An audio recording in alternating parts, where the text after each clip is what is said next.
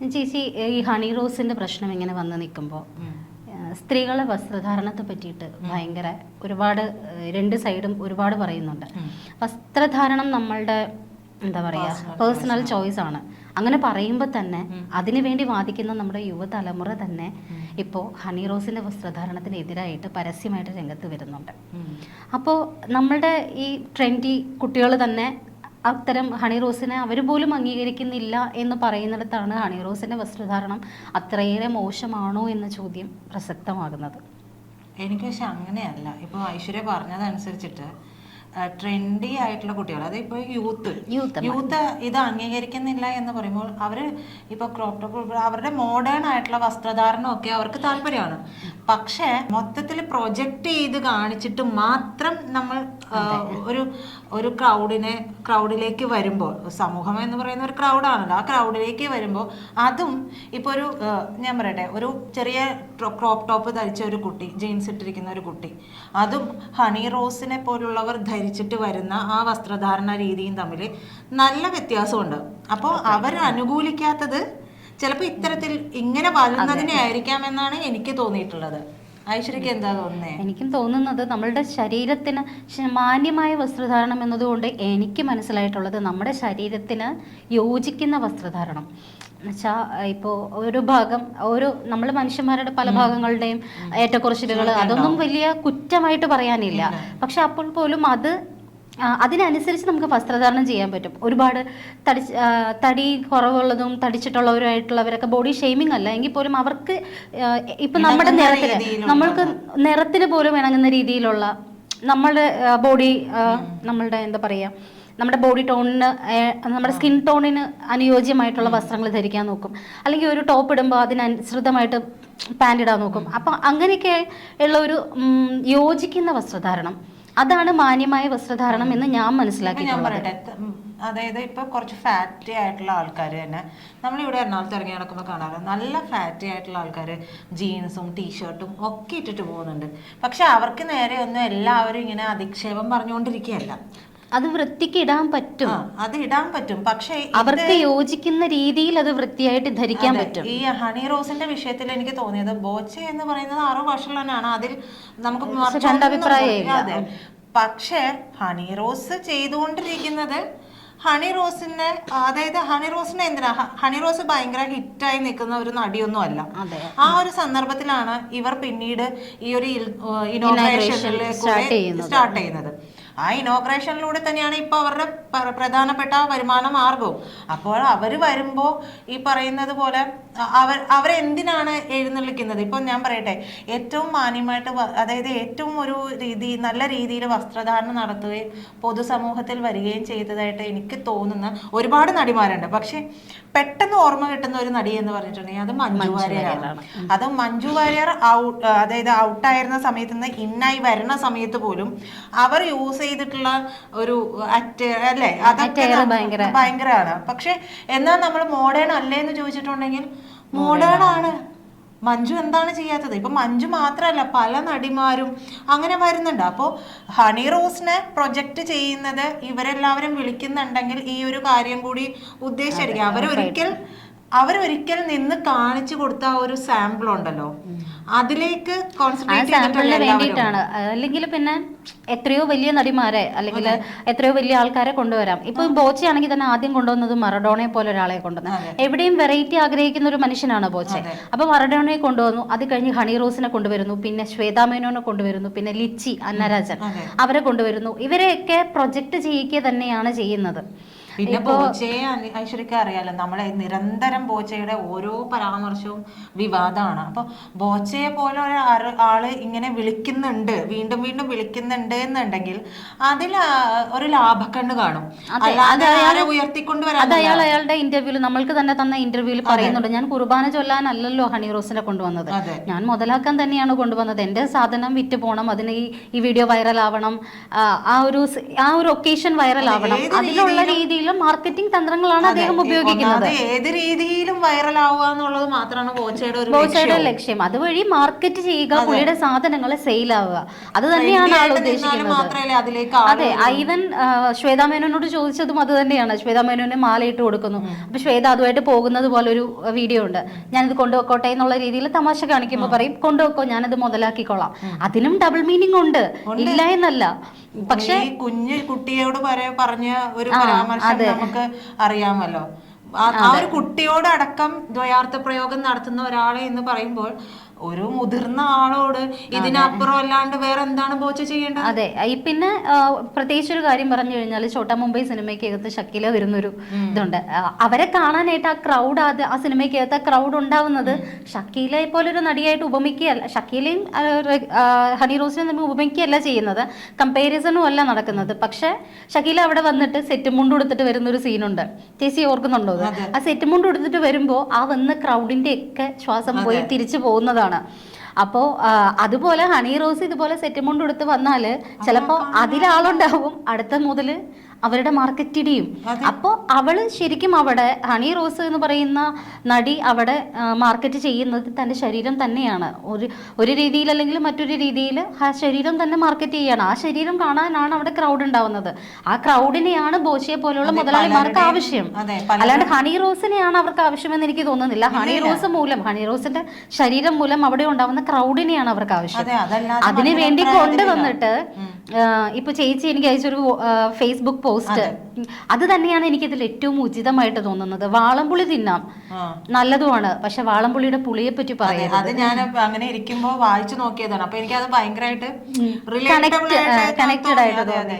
അതാണ് ഞാൻ അപ്പൊ തന്നെ അത് അയച്ചത്. അത് തന്നെയാണ് ഞാൻ പറയാൻ വന്നത്. അല്ലാതെ ഹണി റോസ് ഇപ്പൊ ഞാൻ പറയട്ടെ, സണ്ണി ലിയോൺ വരുന്നു, സണ്ണി ലിയോൺ സെറ്റ് മുണ്ട് കൊടുത്ത് വന്നിട്ടുണ്ട്, പക്ഷെ ക്രൗഡ് ഉണ്ടായിട്ടുണ്ട്. അതെ, സണ്ണി ലിയോൺ സെറ്റ് മുണ്ട് എടുത്ത് വന്നാലും ക്രൗഡ് ഉണ്ടായിട്ടുണ്ട് അവരെ കാണാനായിട്ട്.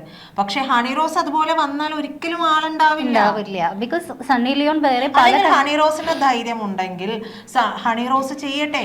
ഹണി റോസ് അതുപോലെ ഇതുപോലെ ഒരു വസ്ത്രം ഇട്ടിട്ട് വന്നിട്ട് ആളെ കൂട്ടട്ടെ. സെറ്റ് മുണ്ട് ഇട്ട് വന്ന്, സെറ്റ് മുണ്ടല്ല മാന്യമായിട്ട് വസ്ത്രം ധരിച്ചു വന്ന ആളെ കൂട്ടി പിന്നെയും അത് പറയാം. ഇപ്പൊ ഇട്ടതൊന്നും മാന്യമല്ല, അങ്ങനെയൊന്നല്ല, മാന്യമല്ല, മാന്യക്കേടല്ല, പക്ഷെ യോജിക്കാത്തത്. അതായത് അവരെ പ്രൊജക്ട് ചെയ്ത് കാണിക്കാത്ത അവരുടെ പല ഭാഗങ്ങളും പ്രൊജക്ട് ചെയ്യൽ തന്നെയാണ് അവിടെ നടക്കുന്നത്. അത്തരത്തിലല്ലാതെ ഒരു അല്ലാതെയുള്ള വസ്ത്രങ്ങൾ പലരും ഇടുന്നുണ്ടല്ലോ, അതുപോലത്തെ ഒരു വസ്ത്രമൊക്കെ ഇട്ട് വന്നിട്ട് ഇനോഗ്രേഷന് വന്നിട്ട് അവരാളെ കൂട്ടി കാണിക്കട്ടെ.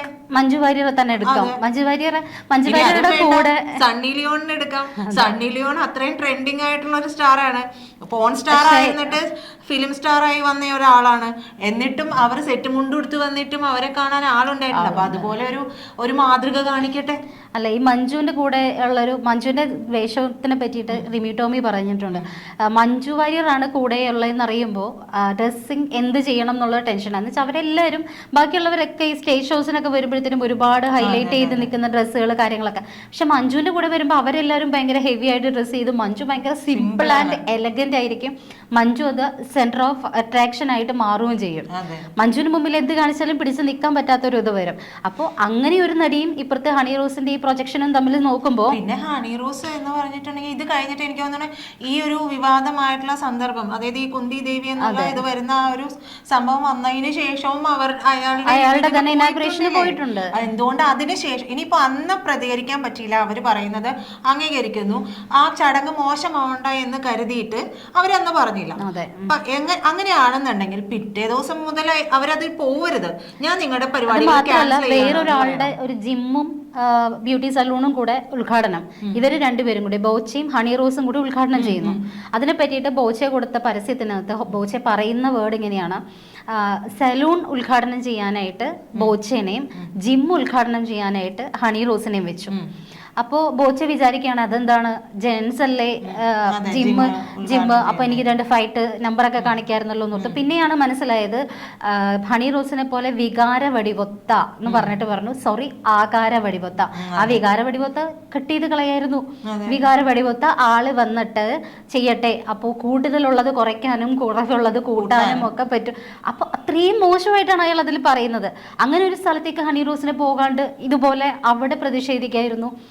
അങ്ങനെ പറഞ്ഞ് അതൊന്നും ചെയ്തിട്ടില്ലെന്ന് മാത്രമല്ല, വർഷങ്ങൾ ഇത്ര പൂർവ്വം ചെയ്തു 1 വർഷത്തോളം കഴിഞ്ഞിട്ട് ആളെ വിളിക്കാണ്ടായി എന്നുള്ളൊരു സ്റ്റേജും കഴിഞ്ഞ് ലിച്ചിയും പറയുന്ന ശ്വേതാ മേനോനും ഒക്കെ അവരുടെ സ്ഥിരമായി കഴിഞ്ഞപ്പോഴാണ് ഹണി റോസ് ഇങ്ങനെ ഒരു സംഭവം പൊക്കിക്കൊണ്ട് വന്നത്. ഇപ്പൊ നമ്മുടെ സബ്ജക്ട് പോകുന്നത് വേറൊരു കാര്യത്തിലേക്ക് ഞാൻ ചോദിക്കുന്നത്, ഇപ്പോ ജോസഫ് ജോർജ അങ്ങനെ ഏതൊരു സാറ് എൻ്റെ ഒരു ചാനലിൻ്റെ അകത്ത് അദ്ദേഹം പറയേണ്ടായി, ഈ രാഹുൽ ഈശ്വറും പറയുന്നത് സെയിം ഒരു ഇപ്പോൾ ഈ ചർച്ച അങ്ങോട്ട് പോകുന്നുണ്ട്. സ്ത്രീകൾ പുരുഷന്മാരെ മോഹിപ്പിക്കുന്ന വസ്ത്രം ഇട്ട് വന്നാൽ നോക്കിപ്പോകും, ചിലപ്പോൾ കമന്റ് വിട്ടെന്നിരിക്കും, അതിൽ തെറ്റില്ല എന്നുള്ള തരത്തിൽ പറയുന്നുണ്ട്. ചേച്ചിക്ക് ആ ഒരു സ്റ്റേറ്റ്മെന്റിനോട് എന്താ തോന്നുന്നത്? സ്ത്രീകൾ മോഹിപ്പിക്കുന്നു എന്ന് പറയുമ്പോൾ എന്താ പറയുക, ഒരു നമ്മൾ പറയട്ടെ, നല്ല രീതിയിൽ വസ്ത്രധാരണം നടത്തിയിട്ടുള്ള ഒരാണായാലും പെണ്ണായാലും പരസ്പരം നല്ല ധരിച്ച് വന്നിട്ടുണ്ടെങ്കിൽ നമ്മൾ പറയുന്ന കൊള്ളാലോ, ആറ്റേറെ കൊള്ളാം എന്ന് പറയും, അതിലൊന്നും പ്രശ്നമില്ല. പക്ഷേ ഈ പറയുന്ന പോലെ മോഹിപ്പിക്കാൻ വേണ്ടിയാണോ എന്ന് ചോദിച്ചിട്ടുണ്ടെങ്കിൽ അതിനോട് അത്രയും യോജിക്കാൻ പറ്റില്ല. പക്ഷെ സ്ത്രീകളുടെ അടുത്ത് കുറച്ച് അട്രാക്ഷൻ കൂടുതലാണോ എന്ന് ചോദിച്ചു കഴിഞ്ഞാൽ അത് എല്ലാ കാലത്തും അത് അങ്ങനെ തന്നെയാണ്. അതിപ്പോ വസ്ത്രധാരണം ഏറ്റവും നല്ല രീതിയിൽ, ഞാൻ എപ്പോഴും പറയുന്ന ഒരു ഉദാഹരണം, നമ്മളിപ്പോ കോളർ നെക്ക് ഉള്ള ഡ്രസ്സ് ഇട്ടിട്ട് വന്നാല് നമ്മുടെ ഇവിടുത്തെ ആളുകള് ആ കോളറിന്റെ ഉള്ളിൽ കൂടി എന്താണ് കാണാൻ പറ്റുക എന്ന് നോക്കുന്ന തരത്തിലുള്ള ആളുകളാണ് നമുക്കിവിടെ. അല്ലാത്തവർ ഒരുപാടുണ്ട്. പക്ഷേ ഈ മൈനസ് ഇല്ലേ, ഈ മൈനസ് ആണ് എപ്പോഴും പ്രൊജക്ട് ചെയ്ത് നിൽക്കുക, പ്ലസ് ആരും നോക്കില്ല, മൈനസിലേക്കല്ലേ. അല്ല, എവിടെയെങ്കിലും അതിപ്പോ ഡിക്ഷണറി കണ്ടുപിടിച്ചപ്പോൾ അതിനകത്തുള്ള ഒരേ ഒരു കുഞ്ഞു വേർഡ്, ഇത്രയും വലിയ ഒരു ഓക്സ്ഫോർഡ് ഡിക്ഷണറി കണ്ടുപിടിച്ചപ്പോൾ അതിനകത്തുനിന്ന് ഒരു ചെറിയ തെറ്റ് കണ്ടുപിടിച്ച് പറഞ്ഞവരാണ് നമ്മുടെ മലയാളീസ് എന്നാണ് പറയുന്നത്. അപ്പോൾ ഒരു ആറ്റം കണ്ടുപിടിച്ചു മനുഷ്യ നന്മയ്ക്കായിട്ട്, അതിൽ നിന്ന് ആറ്റം ബോംബ് കണ്ടുപിടിച്ചവരാണ് നമ്മൾ. അപ്പോൾ എല്ലാത്തിന്റെയും നെഗറ്റീവ്സിലേക്ക് പോകുന്നുണ്ട് നമ്മൾ. പ്ലസ് ഇപ്പോ പൊങ്കാലയുടെ നമ്മുടെ ആളുകളെ കഴിഞ്ഞേ ഉള്ളൂ. അതെ, അതത്രേ ഉള്ളൂ. പക്ഷെ ഇവിടെ പറയുന്നുണ്ട്, മോഹിപ്പിക്കുന്ന വസ്ത്രധാരണത്തെ പറ്റി പറയുന്നുണ്ട്. നമുക്ക് എന്ത് വസ്ത്രവും ഇടാം എന്നിട്ട്, പക്ഷെ അത് പറയരുത് എന്ന് പറയുന്നതിനോടും എനിക്ക് യോജിപ്പില്ല. ഇപ്പൊ സാരി ഉടുത്ത് വരുമ്പോൾ നല്ലതാന്ന് ചേച്ചി പറയുന്നതും വേറൊരാൾ പറയുന്നതും, ഇപ്പോൾ അപ്പുറത്തുള്ള ഐബൻചാനോ പ്രതിഭേട്ടനോ പറയുന്നതും തമ്മിലുള്ള വ്യത്യാസം. അവർ നല്ല രീതിക്ക് പറയുന്നു, ഞാൻ അവരെ കാണുന്ന ഒരു രീതിയും കൂടിയുണ്ട്. അവരെൻ്റെ ചേട്ടന്മാരാണ്, അപ്പൊ അവർ പറഞ്ഞാലും എനിക്കിത് സന്തോഷമുള്ള കാര്യമാണ്. പക്ഷെ ഒരു വഷളനായിട്ടുള്ള ഒരാൾ പറഞ്ഞു കഴിഞ്ഞാൽ എനിക്കത് സുഖിച്ചെന്നിരിക്കില്ല. പക്ഷെ ഒരു പബ്ലിക്കിലേക്ക് അങ്ങനെ ഇറങ്ങി വരുമ്പോൾ പൊതുജനം പലവിധാണ്, പലതും പറയും അവര്. അത് കേൾക്കാനുള്ള മനക്കെട്ടിയും കൂടെ വേണം. മീൻസ് അദ്ദേഹം പറഞ്ഞതുപോലെ ഞാൻ പറയട്ടെ, പണ്ടത്തെ കുറെ സിനിമകളുടെ അവളുടെ രാവുകൾ എന്ന് പറഞ്ഞൊരു സിനിമയുടെ എക്സാമ്പിൾ അവർ പറയുന്നുണ്ട്. അതിൽ സീമ ജെൻസിന്റെ ഷർട്ട് ഇട്ട് നിൽക്കുന്നതാണ് അന്നത്തെ രീതിയിലെ ഏറ്റവും വലിയ നഗ്നതാ പ്രദർശനം. എന്ന് വെച്ചാൽ കാല് മുതൽ തൊടഭാഗം മുതൽ താഴേക്ക് കാണാം. അതാണ് അന്നത്തെ ഒരു കാലത്തെ ഏറ്റവും വലിയ നഗ്നതാ പ്രദർശനം. അതൊക്കെ ഭയങ്കര സംഭവമായി എന്നാണ് പറഞ്ഞു കേട്ടിട്ടുള്ളത്. എൻ്റെ ഒക്കെ കുട്ടിപ്രായത്തിലായിരിക്കാം അത്, എനിക്കതിനെപ്പറ്റി കൂടുതൽ അറിയില്ല. പക്ഷെ അതാണ് ആ സമയത്ത് ഏറ്റവും വലിയ നഗ്നതാ പ്രദർശനം. ഇപ്പോന്ന് വെച്ചാൽ നഗ്നത എന്ന് പറയുന്നത് ഓരോരുത്തരുടെയും കണ്ണിലാണ് ഉള്ളത്. ഇതിപ്പോ ചിലപ്പോ ചെറിയ സിൻസ്യൂട്ട് ഇട്ട് വരുന്നവര്, അല്ലെങ്കിൽ പല ഭാഗങ്ങളും എന്ന് വെച്ചിട്ട് നമ്മൾ ഒരു നിപ്പിള് മാത്രം മറക്കുന്നു, അല്ലെങ്കിൽ ബ്രസ്റ്റ് പ്രൊജക്റ്റ് ചെയ്തിട്ട് നിപ്പിള് മാത്രം മറക്കുന്നു, അല്ലെങ്കിൽ നമ്മുടെ ഇൻറ്റിമേറ്റ് ഏരിയാസ് മാത്രം മറച്ചിട്ട് ഒരു പാൻറ്റീസോ എന്തെങ്കിലും ഇട്ടിട്ട് വരുന്നു. അപ്പോൾ അത് നമ്മൾ പറയുകയാണ്, ഞാൻ ന്യൂഡല്ലല്ലോ, ഞാൻ മറക്കേണ്ടത് മറച്ചിട്ടില്ലേ. ഇതാണ് മറക്കേണ്ടത് എന്ന് ആരാണ് പറഞ്ഞു വെച്ചിരിക്കുന്നത്? ഈ 3 പോയിന്റ്സ് മാത്രമാണ് മറക്കപ്പെടേണ്ടത് എന്ന് എവിടെയും പറഞ്ഞു വെച്ചിട്ടില്ല. അപ്പം ഞാൻ ന്യൂഡല്ലല്ലോ, ഞാൻ മറക്കേണ്ടത് മറച്ചിട്ടുണ്ട്. പക്ഷെ അതുകൊണ്ട് എന്നെ പറയാൻ പാടില്ല. ലൈക്ക് വാളംപുളി തിന്നോളൂ, നല്ലതാണ്, പക്ഷെ പുളി ഉണ്ടെന്ന് പറയാൻ പാടില്ല. ഇപ്പൊ ഐശ്വര്യ പറഞ്ഞ പോലെ എന്താ പറയാ, പൊതുജനം പലവിധമാണ്. അവരുടെ ഓരോരുത്തരുടെയും കണ്ണിൽ കൂടി കാണുന്ന കാഴ്ചപ്പാടുകളും വ്യത്യസ്തമായിരിക്കും. ഇങ്ങനെ കാണുമ്പോ എന്തായാലും അവർ പറയും അത് അക്സെപ്റ്റ് ചെയ്യാനും അത് കേൾക്കാനുള്ള ബാധ്യത കൂടി അവർക്കുണ്ട് എന്നാണ് എനിക്ക് തോന്നിയിട്ടുള്ളത്. രാജ്യങ്ങളുടെ കണ്ടിട്ടാണ് നമ്മൾ പലപ്പോഴും ഇവിടെ ഇത് ചെയ്യുന്നത്. പക്ഷെ പുറം രാജ്യങ്ങൾ, അതായത് വിദേശ രാജ്യങ്ങളിലും ഒക്കെ ഇതൊക്കെ അവരും കമന്റ്സ് പറയുന്നുണ്ട്. അവരും കമന്റ്സ് പറയും. നമ്മളെല്ലാവരും അവിടെ തന്നെ പോയിട്ട് വരുന്നവരൊന്നും അല്ലല്ലോ. അപ്പൊ അവിടെയും കമന്റ്സും കാര്യങ്ങളും ഉണ്ട്. അവിടെ എങ്ങനെയാണ്, അവിടെയും റേപ്പുകൾ നടക്കുന്നില്ലേ?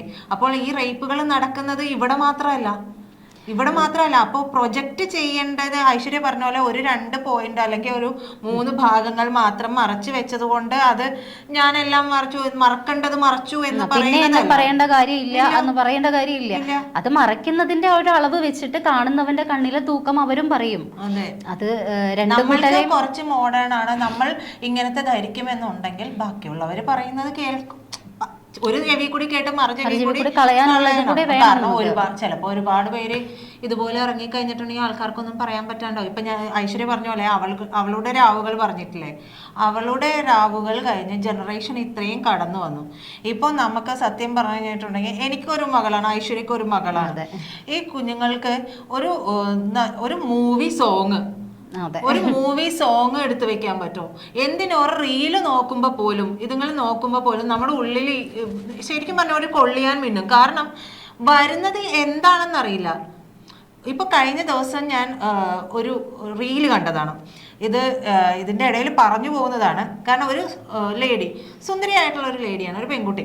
ആ പെൺകുട്ടി ഇങ്ങനെ സാരി ഉടുത്തിട്ട് അങ്ങും ഇങ്ങനെ നടക്കുന്ന പോലെ തിരിഞ്ഞും മറിഞ്ഞും എന്തൊക്കെ പിറുപിറുക്കാണ് എഴുതി കാണിക്കുകയാണ്. ത്രികോണ ആകൃതിയിലുള്ള 3 സെന്റ് സ്ഥലം വിൽപ്പനയ്ക്കുണ്ട്, കാടും ഇതെല്ലാം വെട്ടി തെളിക്കണം എന്നുള്ള രീതിയിൽ. അപ്പൊ ഞാൻ ആലോചിക്കുകയാണ്, വളരെ സുന്ദരിയായിട്ടുള്ള ഒരു പെൺകുട്ടി, ഈ പെൺകുട്ടി എന്തിനാണ്, എന്ത് ലൈക്ക് കിട്ടാനാണോ ഇത്തരത്തിലിടുന്നത്? ആ പെൺകുട്ടിയുടെ കമന്റ്സ് എടുത്ത് നോക്കിയിട്ടുണ്ടെങ്കിൽ ആഭാസത്തരല്ലാണ്ട് വേറൊന്നും അതിന് കീഴേയില്ല. ഇത് സ്വാതന്ത്ര്യമാണോ? അത് സ്വാതന്ത്ര്യമാണെന്ന് പറയാമല്ലോ. അത് അതിനടിയിൽ വരുന്ന കമന്റ് ചെയ്യുന്നവർക്കെതിരെ പിന്നെ കേസ് പോയിട്ട് കാര്യമില്ല. നമുക്കൊരു വിവേചന ബുദ്ധി ഉണ്ടല്ലോ. എനിക്ക് റിലേറ്റ് ചെയ്ത് തോന്നുന്നത് അല്ലു അർജുന്റെ കേസുമായിട്ടാണ്. ശരിക്കും അല്ലുവിനെ അറസ്റ്റ് ചെയ്യുന്നത്, അല്ലു അർജുന്റെ സിനിമയുടെ പ്രൊമോഷന് വന്ന ആൾക്കാര് ക്രൗഡ് കൂടിയത്, അവിടെ ക്രൗഡ് വന്നത് അല്ലുവിന് എന്ന നടനെ ഇഷ്ടമുള്ളവരാണ് വന്നത്. അല്ലാണ്ട് അല്ലു പറഞ്ഞിട്ടല്ല എന്നെ കാണാൻ നിങ്ങൾ വാ എന്ന് പറഞ്ഞിട്ടല്ല. പക്ഷെ അവിടെ വന്ന് കൂടിയ ആൾക്കാര് അല്ലു വന്നു, അല്ലുവിന്റെ തന്നെ ആരാധികയായിട്ടുള്ള ഒരു പെണ്ണ് മരിക്കുന്നു, ഒരു സ്ത്രീ മരിക്കുന്നു. അപ്പോൾ അങ്ങനെ വരുമ്പോൾ അല്ലുവിനെതിരെയാണ് ഇതിൽ പ്രേരണ കുറ്റത്തിന് അല്ലുവാണ് അകത്ത് പോകേണ്ടി വന്നത്. അപ്പോൾ അല്ലു വന്നത് കൊണ്ടാണ് അവിടെ ക്രൗഡ് വന്നത്. ആ ക്രൗഡ് വന്നത് കൊണ്ടാണ് അതിനിടയിൽ പെട്ട് ആ പെണ്ണ് മരിക്കുന്നത്. അങ്ങനെ ഒരു സെൻസിലാണ് ആ സാധനം വന്നത്. കേസ് ഫ്രെയിം ചെയ്തു പോയത് അങ്ങനെയാണ്. അങ്ങനെയാണെങ്കിൽ ഇവിടെ ഹണി റോസ് വരുന്നത് കൊണ്ടാണ്, ഹണി റോസ് വന്നത് കൊണ്ടാണ് ക്രൗഡ് വന്നത്, ക്രൗഡ് വന്നത് കൊണ്ടാണ് ഇങ്ങനെ ഒരു വീഡിയോ വന്നത്, വീഡിയോ വന്നത് കൊണ്ടാണ് ഇങ്ങനെ കമന്റ് വന്നത്. അങ്ങനെയും പോകാം കാര്യങ്ങള്. പക്ഷേ ഇവിടെ ഇങ്ങനെ ന്യായീകരിക്കാൻ പോയാൽ ന്യായീകരിച്ചുകൊണ്ടിരിക്കേണ്ടി വരും. ബലാത്സംഗം ചെയ്തിട്ടുള്ള കുറ്റവാളികൾ ഒരുപാട് പേര് ഇറങ്ങി നടക്കുന്ന ഒരു നാടാണ്. ഇപ്പൊ ബോച്ചയെ പോലുള്ള ഒരാളെ ആഭാസത്തരം പറയാൻ പാടില്ല, ഇത്തരത്തിൽ പറയാൻ പാടില്ല. ഈ ഒരുപാട് റീലുകളൊക്കെ ഇതോടുകൂടി തന്നെ ബോച്ചയുടെ കാണാത്തതൊക്കെ നമ്മൾ കണ്ടുകൊണ്ടിരിക്കുകയാണ്. അപ്പോൾ പച്ചയ്ക്ക് ആഭാസതരം പറയാണ്.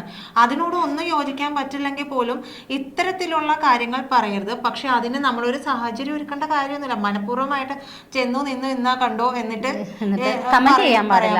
അല്ലെങ്കിൽ പിന്നെ കമന്റ് സെക്ഷൻ അങ്ങോട്ട് ഓഫ് ചെയ്ത് വെക്കണം. മാത്രല്ല ഇവിടെ ഒരു വർഷത്തോളം കഴിഞ്ഞിട്ട് ഇത് കൊടുക്കുന്നത് എന്ന് പറഞ്ഞാൽ എനിക്ക് തോന്നി എന്താ അറിയോ, ഈ ഒരു വർഷത്തോളം കഴിഞ്ഞാൽ കുറച്ച് നേരത്തെ ഐശ്വര്യ പറഞ്ഞു നിർത്തിയ ഒരു പോയിന്റ് തന്നെയാണ്. കാരണം ഇപ്പോൾ അവരൊന്ന് വാല്യൂ കുറഞ്ഞു വന്നു, ബാക്കിയുള്ള കാര്യങ്ങളിലേക്കൊക്കെ പോയി. പിന്നെ അവരുടെ ഒരു സിനിമ വരുന്നു, പക്ഷെ സിനിമയിലല്ല ആരും ശ്രദ്ധിക്കുന്നത്. എന്തുകൊണ്ടാണ്? അവരിങ്ങനെയായി പോയി.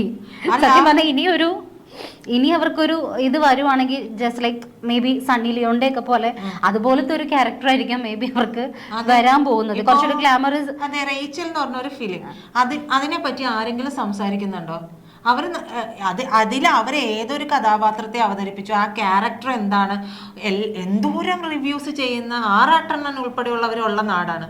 പക്ഷെ ഈ ഒരു സിനിമയെ പറ്റിയിട്ട് എന്തെങ്കിലും ഒരു റിവ്യൂ, എവിടെയെങ്കിലും ഒരു കുറിപ്പ്, ഒരു സെന്റൻസ് വന്നത് ഈ സംഭവമായിട്ട് ബന്ധപ്പെട്ട് ഇത് മാറ്റി വെച്ചു എന്നുള്ളത് മാത്രമാണ് ആകെ വന്നത്. അല്ലാണ്ട് വേറെ ഒന്നും വന്നിട്ട്. പിന്നെ ഇവിടെ വരുമ്പോ ഹണി ഇത് ഈ ഒരു വർഷത്തിന്റെ ഗ്യാപ്പ് മാത്രമല്ല, ഹണി റോസിന് അത് ഇഷ്ടമല്ല എന്നുണ്ടെങ്കിൽ ഹണി റോസ് തന്നെ ഈ വിഷ്വൽസും ഇതുപോലത്തെ ഫോട്ടോസും ഹണി റോസ് തന്നെ റീഷെയർ ചെയ്യുന്നുണ്ട്. അവരുടെ ടൈം ലൈനിലും കാര്യങ്ങളുമായിട്ട് അവർ തന്നെ ടാഗ് ചെയ്തും അവർ തന്നെ റീഷെയർ ചെയ്യുന്നുണ്ട്. നമുക്കിഷ്ടമല്ല, എൻ്റെ ഒരു ഫോട്ടോ ഉണ്ട്, അതെനിക്ക് ഇഷ്ടമല്ലാത്ത ഫോട്ടോ ആണെങ്കിൽ ഞാനത് ഒന്നെങ്കിൽ ഡിലീറ്റ് ചെയ്യും, അല്ലെങ്കിൽ എൻ്റെ ഗാലറി തന്നെ കിടക്കും. അല്ലാണ്ട് അത് ഞാനൊരിക്കലും FB-ലോ ഇൻസ്റ്റയിലോ പങ്കുവെക്കില്ല, ബാക്കിയുള്ളവർ കാണണ്ടെന്ന് വിചാരിക്കും. പക്ഷെ അവരിത് റീഷെയർ ചെയ്യുന്നുണ്ട് അല്ലെങ്കിൽ ഇൻസ്റ്റയിൽ ഇടുന്നുണ്ടെന്നുണ്ടെങ്കിൽ അവർക്കത് ഇഷ്ടമായതുകൊണ്ടായിരിക്കുമല്ലോ. ഇതൊക്കെ ചെയ്ത ഒരാൾ തന്നെയാണ് ഇപ്പൊ വന്നിട്ട് പരാതി കൊടുത്തിരിക്കുന്നത്. ഇപ്പൊ അവർക്ക് വാല്യൂ പോകുമ്പോൾ എല്ലാവരും അങ്ങനെയല്ലേ.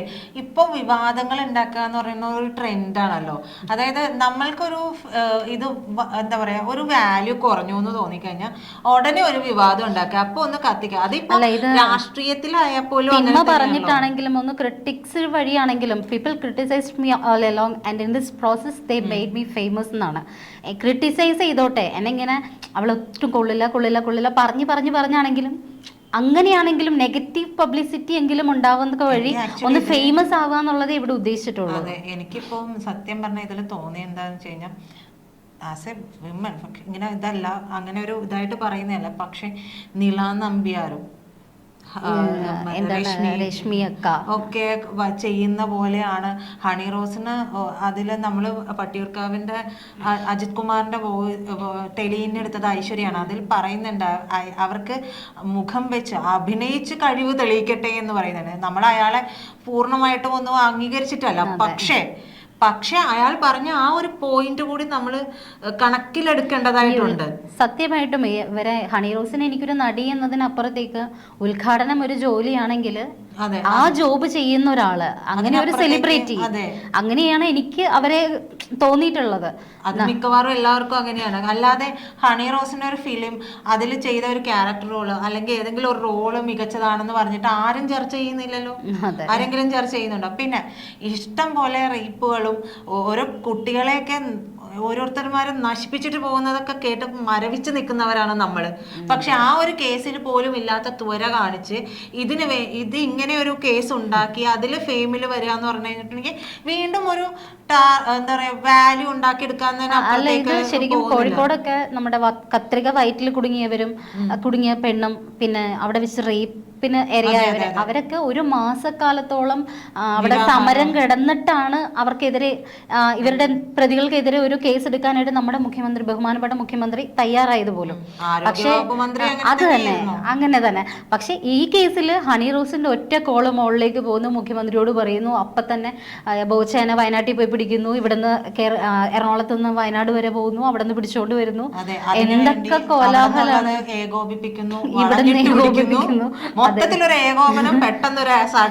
പിന്നെ അതിന്റെ ഒരു റീല് കേരള പോലീസ് മാസ്ഡ പറഞ്ഞിട്ട് ഇനിയിപ്പം അറസ്റ്റിലായെങ്കിലും ഇനിയിപ്പോ നാളെയാണ് ജാമ്യം കിട്ടോ ഇല്ലയോ എന്നുള്ളതൊക്കെ കോർട്ടിലിരിക്കുന്ന കാര്യമാണ്. പക്ഷെ ബോച്ച ഇത് വിറ്റ് കാശാക്കും. അതെ, ഉറപ്പായിട്ടും ബോച്ച ഇത് വിറ്റ് കാശാക്കും. ഹണി റോസ് മിക്കവാറും പുറകെ പോവുകയും ചെയ്യും. ഈ ഹണി റോസ് എന്ത് ഉദ്ദേശിച്ചു അത് കിട്ടാനുള്ള സാധ്യത ഇനിയിപ്പോ ഹണിയുടെ ഉദ്ഘാടനങ്ങൾ എങ്ങനെയാവും എന്നുള്ളത് എനിക്ക് അറിയില്ല. അതെ, അതാണ് ഒരു പ്രശ്നം. അതാണ് നമുക്ക് നോക്കാം നാളെ ജാമ്യം കിട്ടുമോ ഇല്ലയോ എന്നുള്ളത്. അതെ.